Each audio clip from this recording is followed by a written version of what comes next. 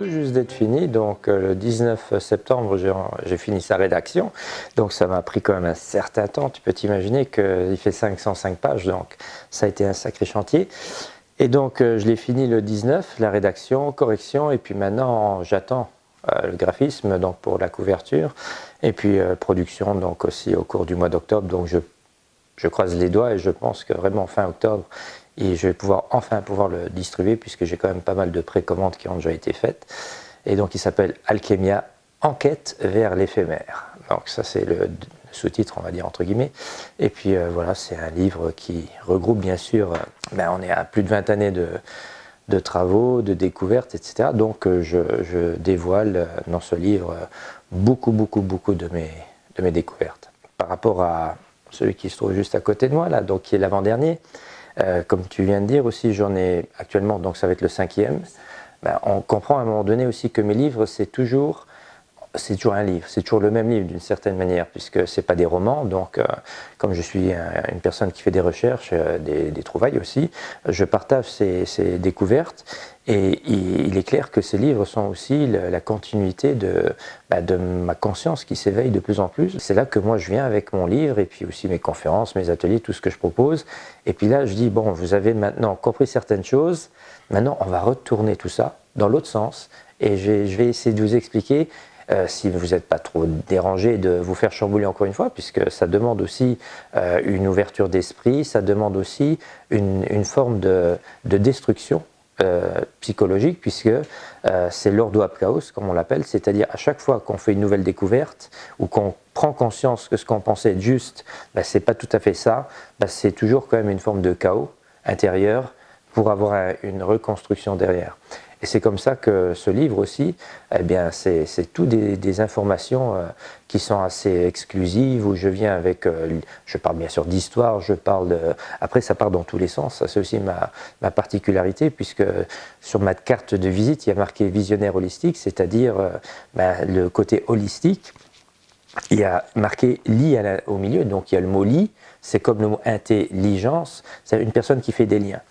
Et c'est ça ma particularité, c'est qu'on ne peut pas me mettre dans une discipline particulière puisque je m'intéresse à tout. Si on veut avoir une vision globale, il faut s'intéresser à tout. Et là, on comprend à un moment donné que ce livre, ça parle de plein de choses. Ça parle de symbolisme, ça parle de religion, ça parle de légende, ça parle de politique, ça parle d'économie, ça parle puisque tout est imbriqué l'un dans l'autre. Et surtout, on va dire aussi les sujets les plus importants pour moi, qui sont le symbolisme, puisque si on veut comprendre ce que représente le Saint Graal, qui est le trésor des trésors, je veux dire, si au cinéma, même Indiana Jones, c'est le Saint Graal qui représente le trésor le plus grandiose. Eh bien, le Saint Graal, on peut dire aussi le symbole. Le symbole. Donc, comprendre que c'est à travers les symboles, la compréhension des symboles, bien sûr, pas forcément, bien sûr, accepter la version officielle du symbole, mais de se laisser à sa fantaisie, donc, puisque c'est quand même une approche très artistique d'une certaine manière, donc d'oser interpréter les choses à sa sauce et d'avoir ce côté holistique, c'est-à-dire avec vraiment cette volonté d'imbriquer les pièces l'une dans l'autre. Et donc c'est pour moi donc les symboles qui est extrêmement important, et l'alchimie bien sûr qui est pour moi le sujet, la science des sciences, c'est-à-dire la transcendance de notre personnalité, de comprendre justement que l'alchimie c'est surtout quelque chose de purement psychologique. On peut dire spirituel, parce que le mot spirituel, il a aussi toujours une connotation un peu bizarroïde, mais spirituel, c'est l'esprit, tout simplement. C'est une personne qui utilise son esprit, c'est une personne spirituelle, donc à partir de là, il n'y a rien de religieux à trouver, c'est simplement une personne qui va vraiment utiliser ses neurones, son intelligence, donc pour faire les liens, et à partir de là, l'alchimie, c'est une discipline comme extrêmement importante qui pour moi est vraiment celle qui permet à une personne, avec ses casseroles, ses problèmes, de refaire un travail sur soi, donc d'œuvrer. En alchimie, on va pas parler de travailler, puisque travailler c'est le tripalium, c'est la torture. Le mot travail, l'origine du mot travail c'est la torture. Donc on va parler de œuvrer, faire le grand œuvre sur soi. Alors on va dire c'est qui l'ouvrier, c'est qui la personne qui va œuvrer, c'est soi-même. Le chef-d'œuvre c'est qui? C'est soi-même bien sûr, etc. Donc c'est ça l'alchimie, donc ça demande beaucoup de patience, ça demande des introspections continuelles tout le temps.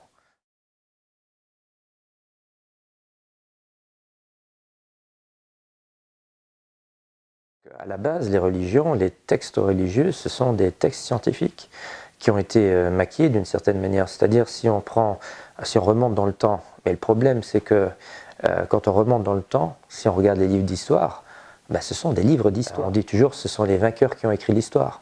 Donc est-ce que les vainqueurs étaient forcément des personnes bienveillantes ou bien des personnes qui veulent nous contrôler? Donc à partir de là, quand on prend l'histoire, on va dire, qui n'est pas officielle, puisque c'est une histoire qu'il faut réinventer. Et c'est comme un jeu de piste à un moment donné. C'est des petits cailloux. Donc c'est des pièces de puzzle qu'on découvre au fur et à mesure des années. Et là, je parle quand même de 25 années en ce qui me concerne. Donc des pièces de puzzle qui vont faire que si vous prenez des pièces de puzzle et il y a des blancs entre, à un moment donné, vous arrivez quand même à faire des liens pour avoir une autre version de l'histoire. Et là, on comprend à un moment donné, parce que si on reste sur les théories officielles, on était des chasseurs-cueilleurs il y a 10 000 ans en arrière, on était des chasseurs-cueilleurs et tout d'un coup, on a eu l'idée de construire des bâtiments, où même les ingénieurs d'aujourd'hui, ils ne sauraient même pas comment les construire. Et c'est comme si un bébé venait au monde et puis il est à peine sorti du ventre de sa mère, il va à l'université. Donc il y a quelque chose qui n'est pas logique. Mais à partir du moment où on prend conscience que les anciens étaient beaucoup plus intelligents que nous, et ils n'avaient pas besoin d'ordinateur justement, et comprendre aussi que la création de l'ordinateur, c'est atrophier notre esprit, notre cerveau. C'est-à-dire nous avons un ordinateur biologique en nous, plus on l'utilise, plus il devient performant, moins je l'utilise, donc c'est-à-dire en créant un cerveau à l'extérieur, plus j'atrophie mon potentiel personnel. Donc ces anciennes cultures n'avaient pas d'ordinateur comme nous aujourd'hui, leur ordinateur biologique fonctionnait, mais c'était comme une montre suisse, et puis automatiquement, donc ils avaient des connaissances dans tous les domaines, que ce soit l'architecture, la médecine, les thérapies et tout ça. Et donc, bien sûr, il y a aussi eu un déclin, c'est-à-dire que progressivement, ces cultures ont perdu du savoir ou d'une certaine forme de savoir, mais ce qui est sûr, c'est qu'ils ont tout le temps eu le souci de figer leurs connaissances dans le papier, dans la pierre, sous n'importe quelle forme. Mais pas d'une manière comme nous, on aurait tendance à le faire dans un livre scientifique, mais sous forme d'histoire, de légende. Et c'est là où il y a l'interprétation qui est mal faite aujourd'hui, c'est que comme nous sommes toujours dans le paraître, nous allons toujours chercher à l'extérieur les solutions, les anciens, ils ne faisaient rien d'autre que de parler de choses qui se jouaient à l'intérieur de nous. Donc quand on prend par exemple la mythologie égyptienne, qui est en fait la mythologie des Kémites, un sujet que j'aborde aussi, donc les personnes, ils ont tendance à chercher les dieux à l'extérieur. Alors qu'en fait, c'était une science purement philosophique, psychologique et même biochimique, puisque nos humeurs vont entraîner des dysfonctionnements au niveau de nos organes, bien sûr. Donc on sait bien que si maintenant je me fais de la bile, le mot veut bien dire ce que ça veut dire, donc automatiquement il y a une réaction biochimique qui va se jouer au niveau d'un organe dans mon corps, etc. Donc toutes ces connaissances ancestrales qu'il faut déjà aller retrouver puisque ce n'est pas dans l'histoire officielle, c'est devenu des religions. Nos religions officielles du moment, c'est-à-dire que ce soit l'islam, le judaïsme, le christianisme. Et donc dans ces textes, ceux qui ont vraiment le décodeur, le bon décodeur, ils vont comprendre que dans ces livres, il n'y a rien d'autre que de la science. D'accord ? Je vous donne un exemple très rigolo, d'une certaine manière. On nous parle d'une légende d'un homme qui aurait construit une arche pour sauver des couples d'animaux. Bien sûr, tout le monde connaît l'histoire de l'arche de Noé.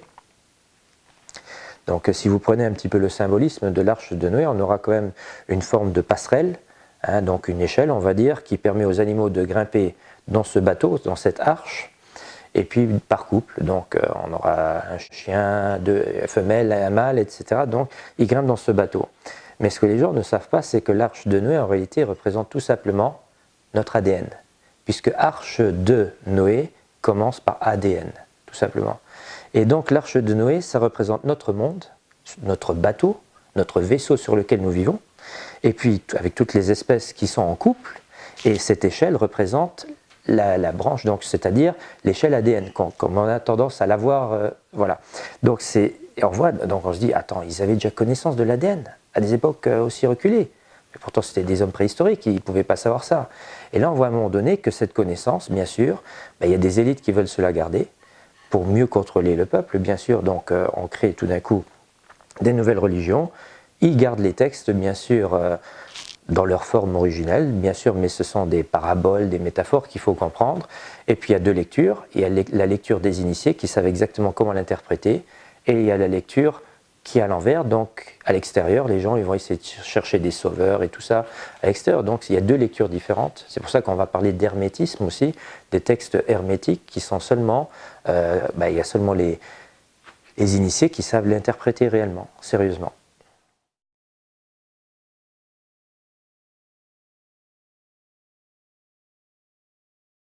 Non, mais je vais t'expliquer en quelques mots. Déjà, on oublie le mot Dieu. Ça, c'est déjà une première chose, parce que ce mot, pour moi, il est un peu galvaudé avec le temps.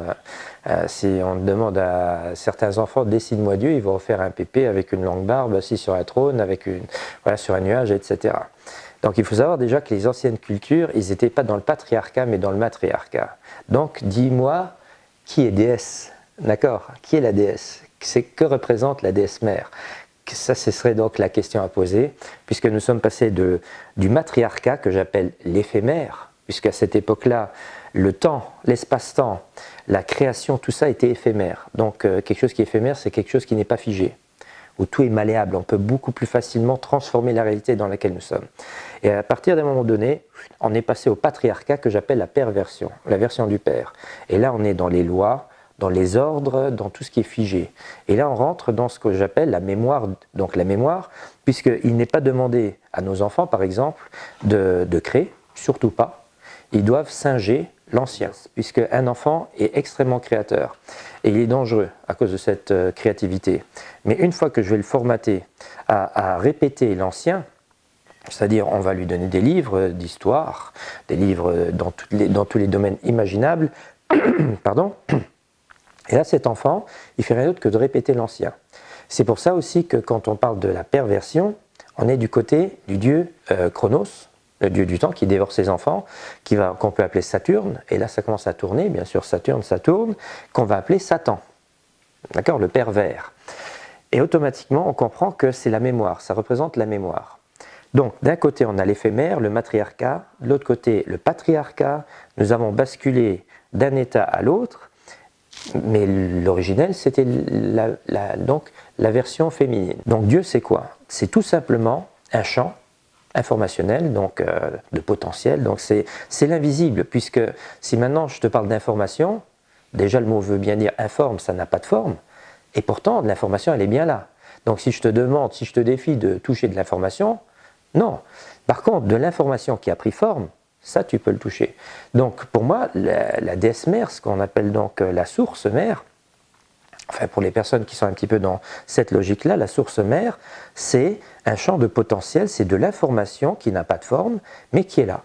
Elle est là, ça est, ça était, ça est, ça sera, dans tous les états imaginables, dans tous les potentiels imaginables, et ce champ informationnel est infini et infini. Ça a toujours été là. Donc l'alpha et l'oméga, le commencement et la fin, ça n'existe non plus pas. Très complexe à prendre en considération pour une personne qui est dans le mental. Nous, on a toujours tendance à penser il y a un commencement à tout et une fin à tout. Mais quand on parle de divinité, c'est même pas une énergie, c'est le tout. Donc ça est tout simplement. C'est là que le mot être prend tout son sens aussi. Ça est tout simplement. Donc c'est ce qu'on appelle aussi dans les anciennes cultures, c'était la déesse mère, donc on peut l'appeler Isis. Le vrai nom d'Isis, c'est Aset. On peut l'appeler Sémiramis, on peut l'appeler Ishtar, on peut l'appeler Cybèle, etc. Donc elle a tellement de noms différents, et dans ses versions les plus récentes, on l'appelle Marie, la Vierge Mère qui va enfanter cet enfant, donc mâle, masculin, donc comprenant aussi que le féminin représente cet univers invisible qui est de l'information, et le masculin, qui est donc visible, qui est à l'extérieur, c'est l'enfant russe, Jésus, etc. Donc c'est tout ce qui est visible dans la 3D. Donc, et en fait Dieu, ou cette déesse mère, donc en fait c'est quoi? C'est nous, c'est tout. C'est-à-dire tout ce qui est à l'extérieur, ce sont des fragments de cette information. Nous sommes rien d'autre que de l'information qui prend forme dans la 3D, et c'est ça. Donc à un moment donné, on comprend aussi que ceux qui ont toute cette connaissance ont tout fait pour nous retirer notre aspect divin, pour retirer ce côté que nous sommes, la source mère fragmentée. Nous sommes tous une parcelle de cette déesse mère, de cette source mère, donc dispersée. Après, à un moment donné, quand on comprend vraiment ce concept, on comprend aussi que les hasards n'existent pas, les rencontres ne sont pas des hasards. Chaque entité attire à soi celle dont il a le plus besoin pour continuer son processus évolutif. Donc, parce que nous sommes une seule entité derrière le voile de notre ego, on n'est qu'une seule entité en réalité. Donc à partir du moment où on comprend ça aussi, l'ego il en prend un coup automatiquement, il se dit ah bon, je suis qu'une sorte d'instrument qui permet justement l'expérience d'une certaine manière, mais derrière mon ego, avant que je le crée, puisque là aussi ce qui est intéressant c'est quand on explique la création de l'ego. Le bébé, quand il vient au monde, un enfant comme ça, c'est la source mère, tout simplement. Il n'a pas encore de personnalité, il n'a pas encore d'ego. Il se regarde dans le miroir, il ne sait même pas que c'est lui. Donc, à partir de ce moment-là, cet enfant est encore pur. Il est innocent, c'est-à-dire les sens à l'intérieur, tournés vers l'intérieur. Il est dans l'être, il a la conscience tournée à l'endroit. Et à partir du moment où il va commencer à s'observer dans le miroir, il va arriver à quelque chose de particulier, c'est-à-dire que il y a aussi les parents qui vont lui faire une grosse tête, mais à un moment donné, il va commencer, comme le miroir, à réfléchir. Et là, quand il va commencer à réfléchir, parce qu'il y a deux naissances en réalité, il y a la première naissance de l'enfant qui vient au monde, donc c'est là qu'on entend aussi la naissance, c'est les sens qui vont naître, et cet enfant, donc c'est la source mère qui sort du corps d'une mère. Donc c'est rigolo, puisque encore une fois, non seulement il y a un corps, quelque chose de matériel qui sort d'un corps féminin, toujours le cordon qui est là, on va couper le cordon, mais il sort aussi, d'une certaine manière, ça sort de la source mère. Et aussi longtemps qu'il ne se reconnaît pas, et c'est là qu'il y a la deuxième naissance, au moment de la reconnaissance. Là, c'est la naissance de l'ego.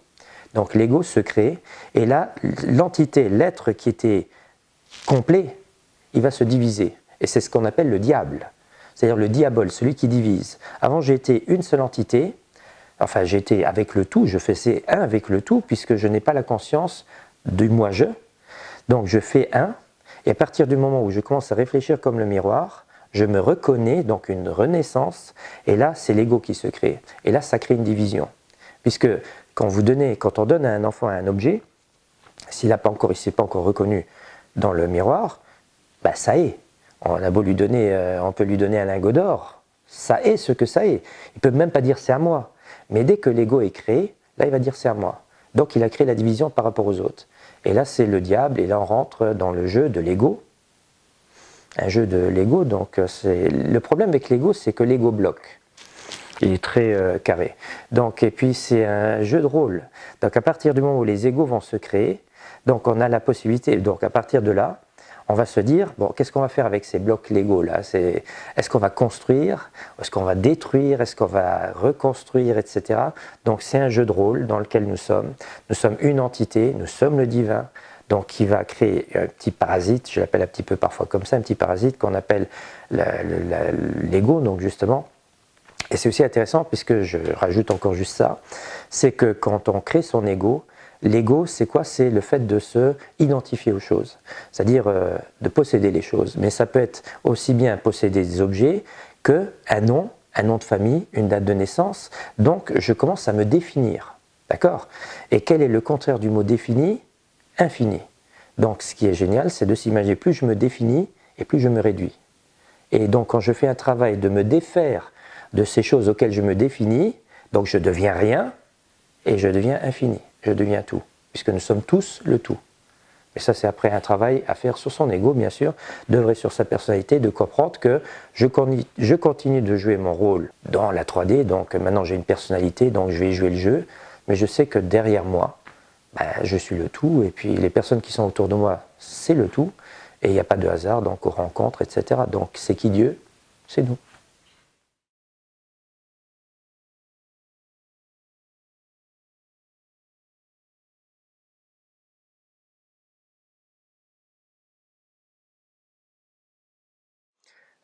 En quête, c'est bien sûr une idée que j'ai eue il y a un certain bout de temps, puisqu'il a fallu aussi un petit peu de temps pour finir. Progressivement, donc j'aborde des sujets voilà, un petit peu alternatifs. J'ai tendance un petit peu à chambouler les esprits, puisque quand je fais des vidéos, apparemment, je me fais plein d'amis. Et là, quand je parle des archanges, là, il il y a beaucoup de personnes qui sont dans ces mouvances-là d'archanges, les guides, ceux qui viennent nous aider, ceux qui viennent nous sauver, nous guider, et tout ça. Et je dis, mais c'est bizarre, parce que ces personnes, d'un côté, ils parlent de guides, de personnes qui viennent nous sauver, mais ils sont capables de dire 5 minutes plus tard, vous connaissez la phrase du bouddhisme qui dit « Tu n'iras pas chercher la lumière à l'extérieur, parce que la lumière, elle est à l'intérieur de toi. » Donc là, il y a quelque chose qui cloche. D'un côté, ils disent « On attend un sauveur », et de l'autre côté, ils disent « On ne va pas attendre le sauveur, puisque la lumière, elle est en nous. » Donc ils disent une chose et son contraire. Et là, je dis, j'ai pas de problème avec ça, mais il faudrait peut-être prendre position, d'accord? Et moi, j'ai pris position.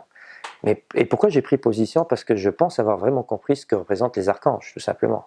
Et c'est pas quelque chose qui se trouve à l'extérieur, mais quelque chose qui se joue à l'intérieur. Encore une fois, l'enfant, à partir du moment où il se reconnaît, il va créer le paraître. Donc il va tout d'un coup focaliser son attention vers l'extérieur, alors que la réalité, c'est l'intérieur, c'est-à-dire l'être, pas le paraître. Donc une fois que j'ai compris ça, je comprends que tout ce qui est à l'extérieur de moi, c'est moi, donc des projections de moi-même. Enfin moi, nous tous, c'est-à-dire nous sommes co-créateurs, donc tout ce que nous projetons à l'extérieur, c'est nous qui le créons d'une certaine manière, qui définissons parmi tout ce potentiel d'informations qui est autour de nous, c'est nous qui définissons quelles sont les informations auxquelles nous allons porter de l'attention et qui va devenir donc cette réalité dans notre 3D.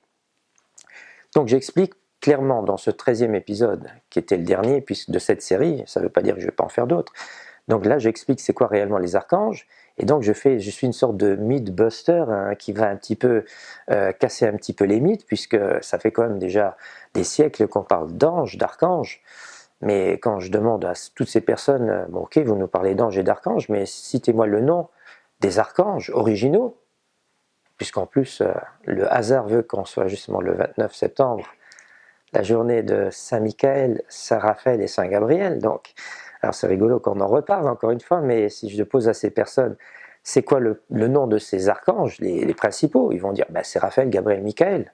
Et tu as oublié de me parler de Lucifer, là, ou d'Uriel. Parce que Lucifer, Uriel, c'est la même chose. C'est simplement que Uriel, ça fait moins mal aux yeux, parce que, voilà, et quand on dit Lucifer, mais c'est le diable. Oui, mais Ur ou Our, ça veut dire la lumière. D'accord? En alchimie, quand on parle de lumière, c'est lourd. Je dis le nom des archanges originaux, c'est Anubis, Mat, Thoth et Horus.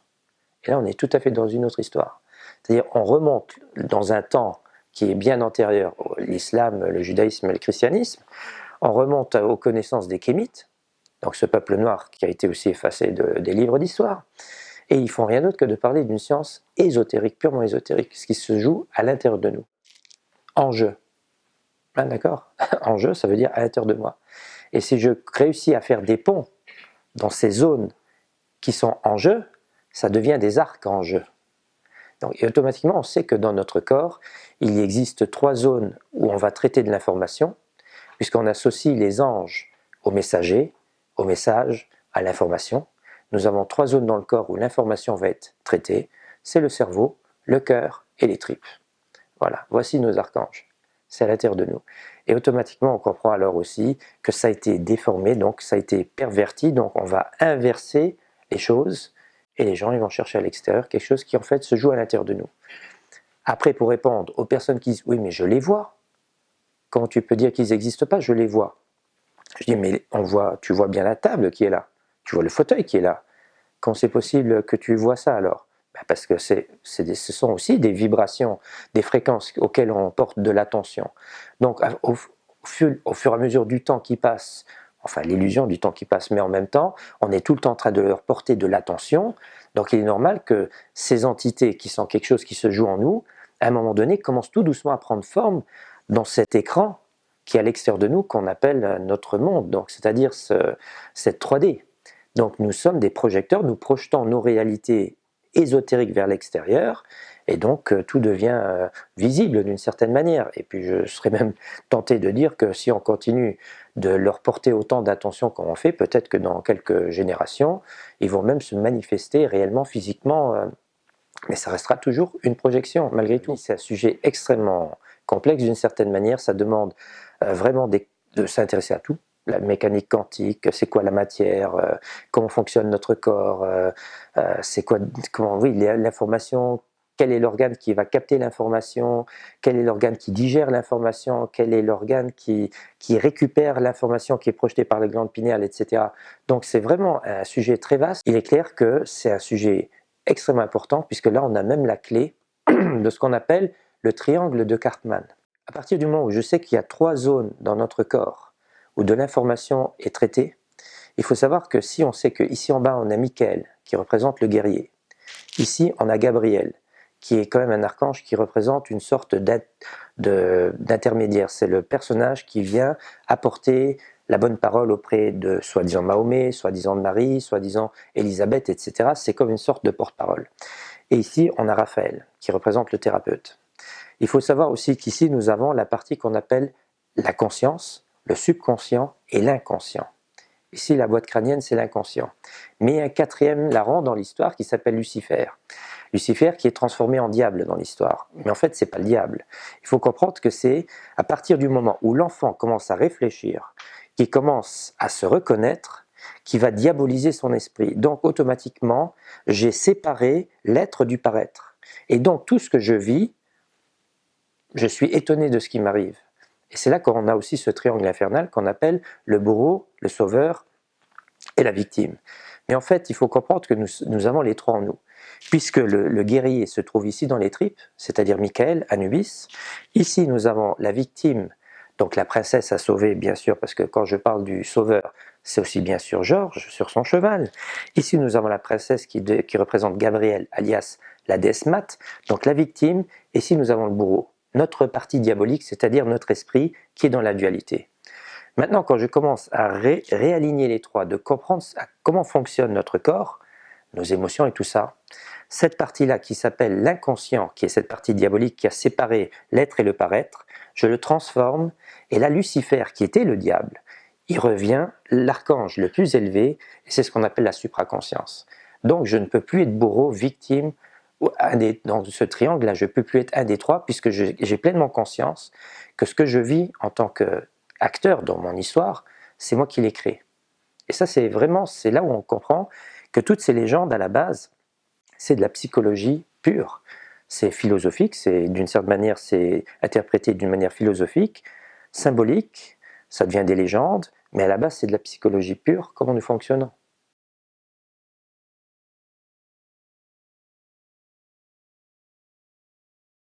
À partir du moment où on part de l'idée que tous les potentiels, toutes les réalités se chevauchent, que tout est là en même temps, on va dire que les kémites représentent la version la plus aboutie du potentiel qu'on peut être, d'une certaine manière. C'est ça. Donc maintenant, si on pourrait les localiser aussi chronologiquement dans l'illusion de l'espace-temps dans lequel nous sommes, il est clair qu'ils sont très très très loin avant notre ère, avant nous, ici, maintenant. Que les Kémites représentent en fait les 4 peuples qui sont actuellement dans notre réalité. Puisque quand on regarde le monde dans lequel nous sommes, pourquoi je parle toujours de 4 peuples, on a un peuple noir, un peuple rouge, un peuple jaune, un peuple blanc. Et quand on sait que officiellement les 3 couleurs de l'alchimie, c'est le noir, le rouge et le blanc, je dis il y a déjà 3 peuples, là il reste que le jaune qui manque. C'est-à-dire que quand on parle de la matière ou de l'âme matrice, même la matrice, il y a 3 qui est caché dedans, comme la matière. Mais en réalité, ce que j'ai découvert, c'est comme je viens de te l'expliquer, il y en a 3, et il y en a un qui se transforme, donc c'est 3 plus 1.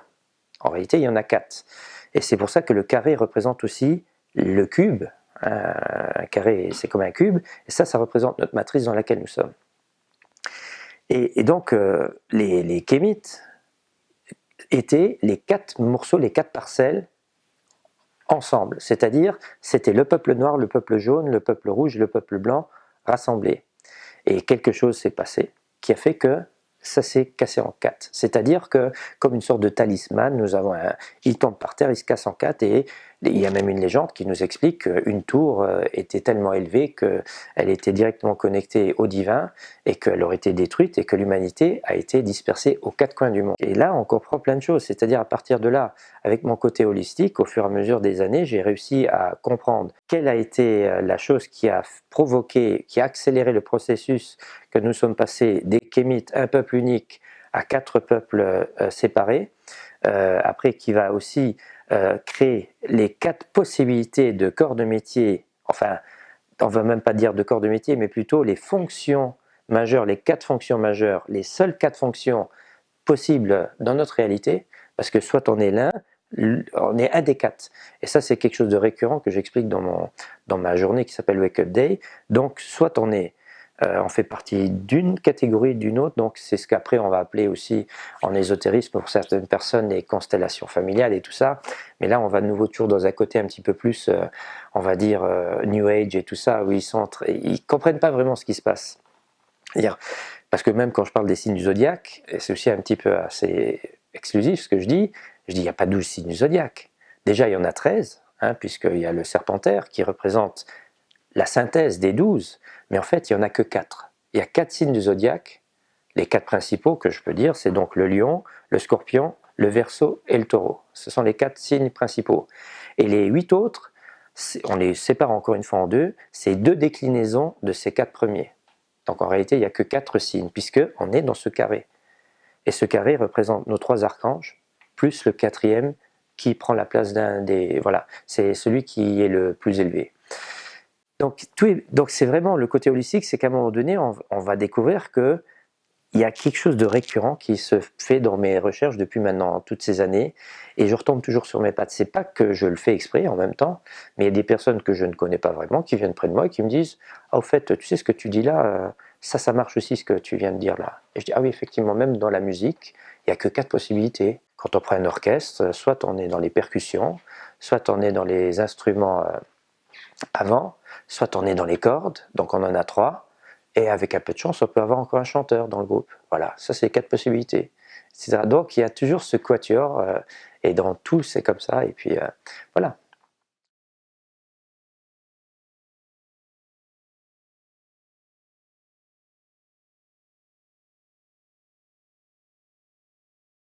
Donc les thératripoteurs, bah, c'était en ayant conscience des thérapeutes originaux à la base. Donc les thérapeutes, c'était des personnes qui œuvraient sur leur personne pendant des décennies.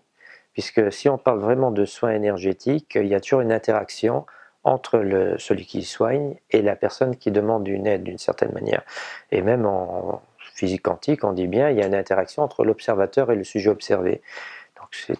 Donc dans les temps plus anciens, c'était la même chose. Donc les personnes avant de faire des soins, et là quand on parle de faire des soins, on est déjà dans un temps où les gens ils avaient chuté, puisque à la base tout le monde était un être souverain, c'est-à-dire ils n'avaient pas besoin d'une tierce personne pour s'aider à régler leurs problèmes. Mais là, après un moment donné, après plusieurs décennies de purification alchimique sur sa personnalité, d'être le plus aligné possible, ils osaient aller vers une personne, faire des soins, puisque pour aider à leur donner de l'énergie, ou bien de l'information, parce que je pense même plutôt que ces soins, c'est de informer le corps, puisque tout est basé là-dessus, donc de réinformer correctement le corps. Par exemple, la lithothérapie, là on comprend à un moment donné que la pierre ne va pas envoyer seulement de l'énergie, la pierre envoie aussi une information particulière. Je veux dire, c'est pour ça aussi que le bon lithothérapeute, il ne prend pas n'importe quelle pierre, il sait quelle pierre utiliser pour quel organe. Donc ça veut dire que ce n'est pas seulement de l'énergie, c'est aussi parce que la pierre a une information qui est très proche de ce dont l'organe a besoin. Donc c'est une question de réinformer l'organe qui aurait perdu un petit peu cette information dont elle a besoin pour que l'ensemble du corps, puisque c'est un organisme, pour que l'organisme puisse fonctionner en harmonie. Et là, on comprend encore une fois, quand on parle d'harmonie, on est dans le monde de la musique, on est dans le monde des fréquences, etc. Donc une personne se doit normalement de œuvrer sur elle, et c'est intéressant parce que parallèlement, autant j'avais des personnes qui m'ont tourné le dos parce qu'ils ont dit « ouais, tu nous juges », je dis « ben non, je suis en train d'expliquer quelque chose, écoute-le », parce que d'un autre côté, j'avais des thérapeutes qui m'ont dit « tu as tout à fait raison, quand je me sens pas bien, que je suis pas bien au fond de moi, je vais pas soigner quelqu'un, et puis je dois continuer de œuvrer sur moi, d'être une version, tous les jours, une meilleure version de moi-même, par rapport au jour précédent, puisque je me dois d'être le plus pur possible dans ma vibration pour que quand j'aide la personne, entre guillemets, je lui donne la bonne information dont elle a besoin.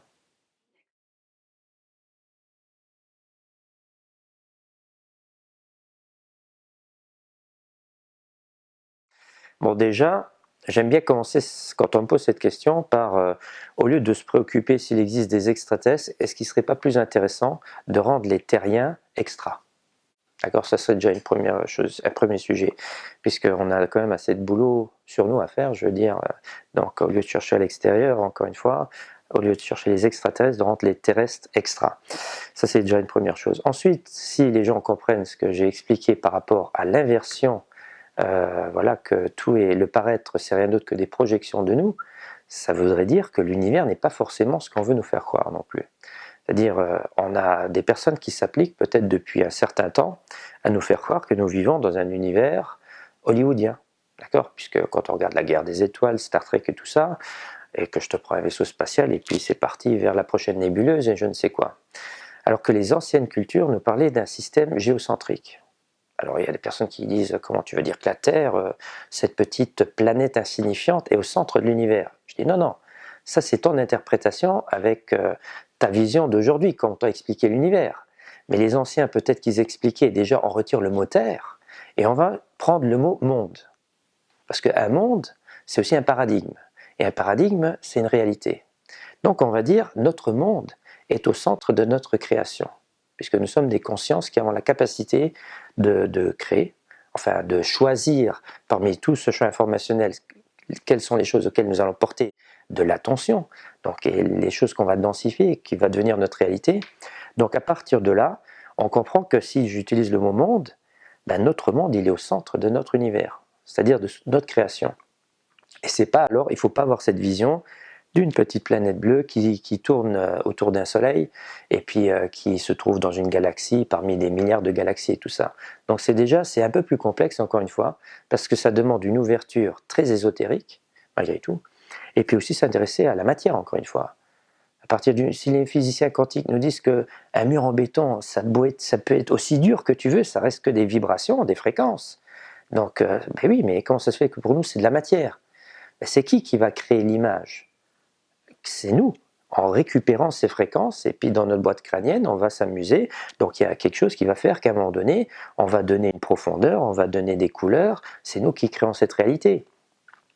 Donc c'est pour ça qu'à un moment donné, quand on prend conscience de ça, que l'univers n'est pas forcément celui que Hollywood, la NASA des nazis, comme j'aime bien dire, puisque à la base, quand même, les premiers ingénieurs de la NASA, il y a un gars qui s'appelle Wernher von Braun, c'était quand même un nazi, moi j'ai pas forcément envie d'avoir confiance aux nazis.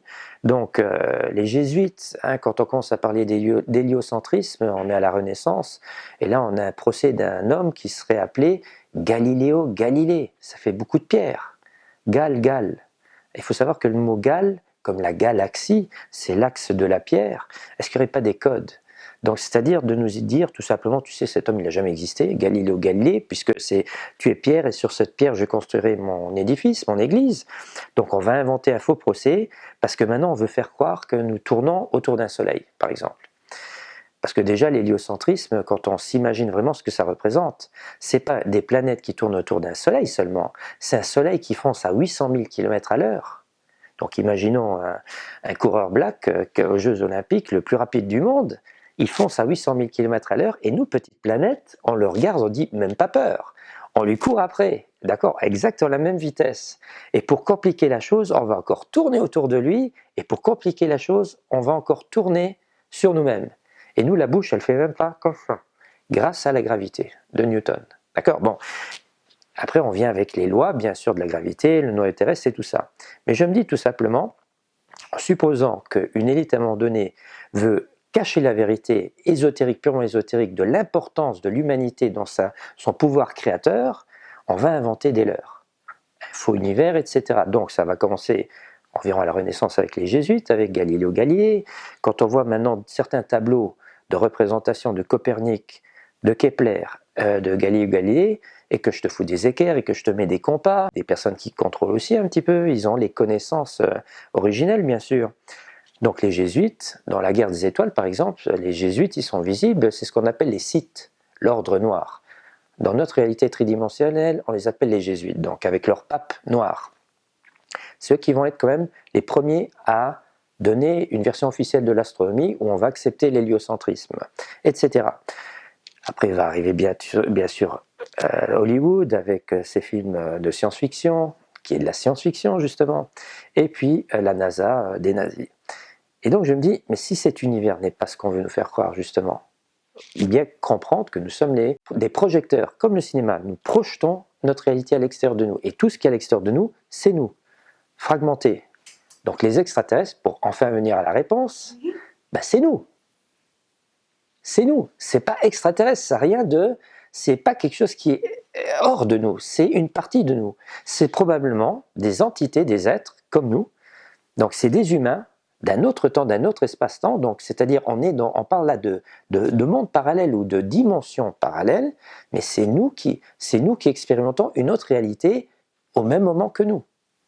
Et là il y a par exemple un film, quand même ça c'est vraiment un film très important dans mon classement, je le place assez haut, c'est Interstellar, qui est sorti, ça fait pas si longtemps.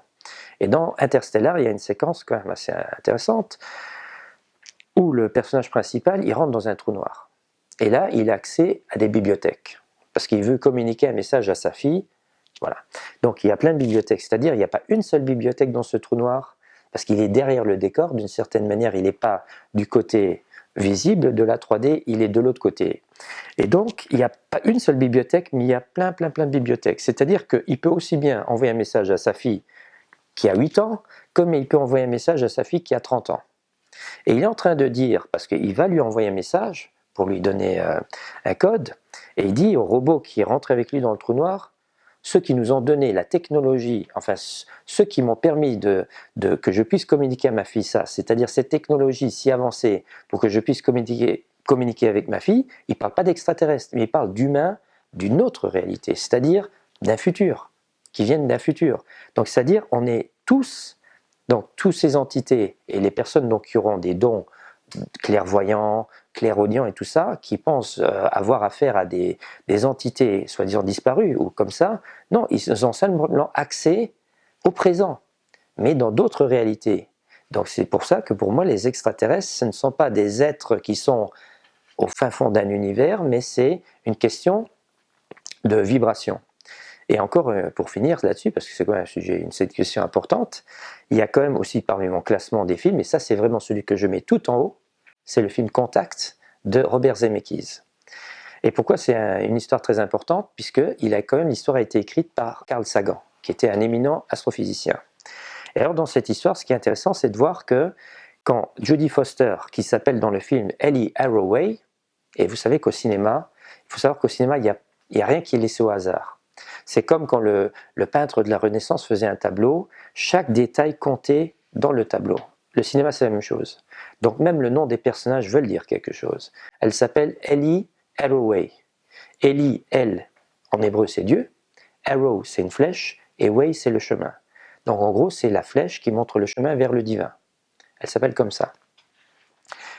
Donc quand elle capte les informations pour faire une rencontre soi-disant extraterrestre, au lieu qu'elle reçoit les plans pour construire un vaisseau spatial, elle reçoit des plans pour construire une drôle de machine avec 2 anneaux gigantesques. Et donc ces anneaux, et quand on prend 2 anneaux gigantesques, moi je vous fais une Vesica Piscis avec ça. C'est-à-dire 2 anneaux qui se rejoignent, un symbole religieux très important.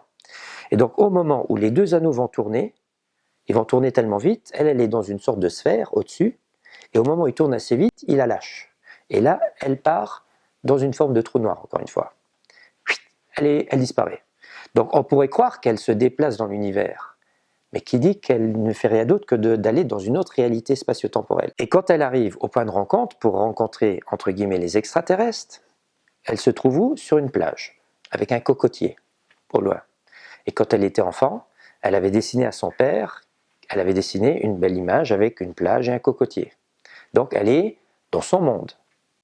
Tout d'un coup, il y a une silhouette qui arrive au loin, d'abord trouble, et quand elle s'approche de lui, cette silhouette, quand elle s'approche d'elle, la silhouette lui sourit, c'est son père. Donc il a les traits de son père. Et l'entité lui dit, je sais que tu sais que je ne suis pas ton père, mais c'est la seule manière qu'on a pour communiquer avec vous.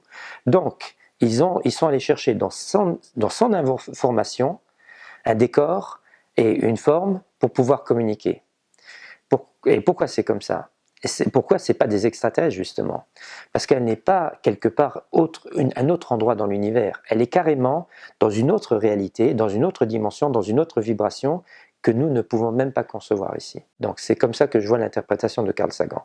Donc Carl Sagan, non seulement il dit on ne peut pas quitter la Terre avec un vaisseau spatial, mais on peut peut-être switcher de cette réalité vers une autre. Et alors, ce qui est aussi important dans le film, c'est quand Jodie Foster, elle a plein de questions, elle veut lui poser plein de questions, et là l'entité lui dit ça suffit pour aujourd'hui, rentre chez toi, vous n'êtes pas encore prêt de comprendre la vérité. Donc ça va très loin. Hollywood nous donne des informations très importantes pour qu'on puisse comprendre une bonne fois pour toutes c'est quoi notre univers, et je dis bien notre univers. Déjà le symbolisme, quand on parle d'un univers, c'est un verre unique. Et là, il existe un symbole alchimique qui s'appelle l'Ouroboros, où on voit un serpent qui s'auto-dévore lui-même. Donc, puisque nous sommes les créateurs, nous créons, nous définissons, ça va être quoi notre réalité, et automatiquement, elle nous impacte, et c'est un effet boomerang constant.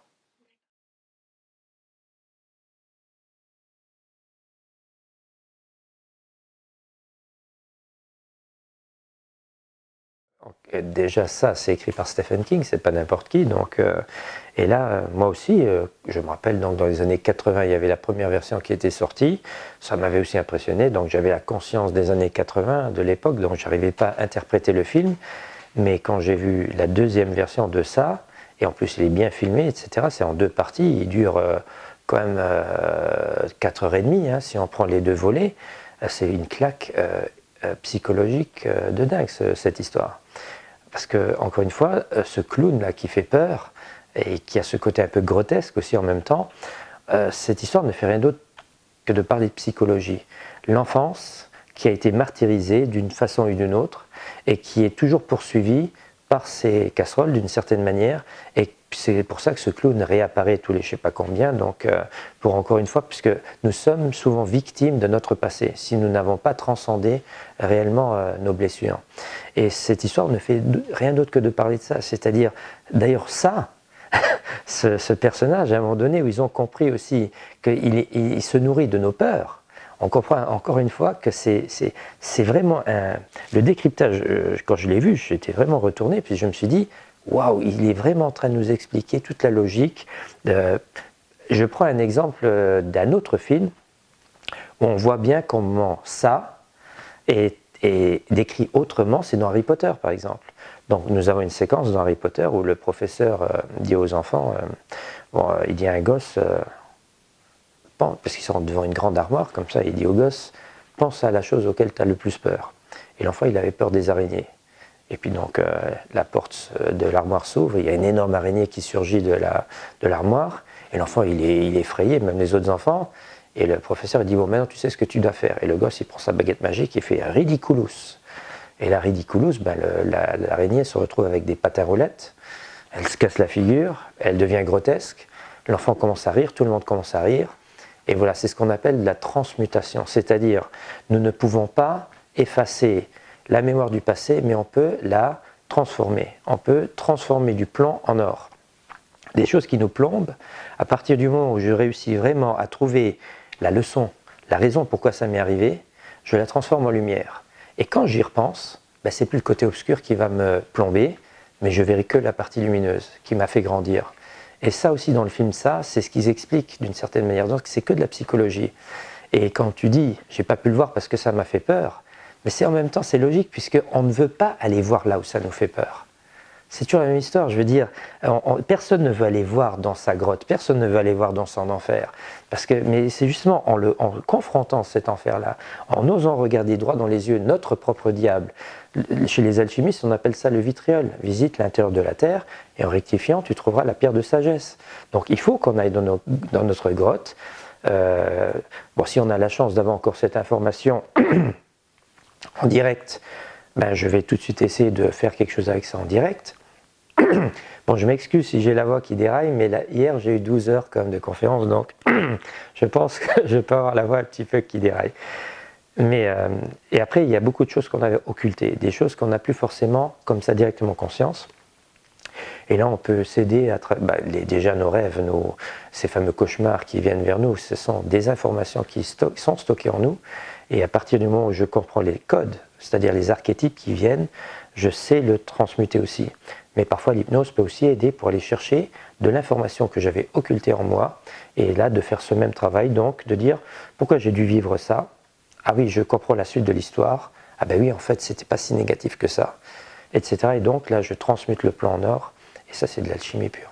Et donc le film Ça, c'est un film qui parle que de ça. Tout mon site qui est Projet Alpha, PROJETALFA, donc .com, pardon, Projet Alpha. Et puis aussi, bien sûr, sur Facebook, je suis très actif sur Facebook. Donc je donne toutes les informations de mes conférences, de mes ateliers, de mes séminaires.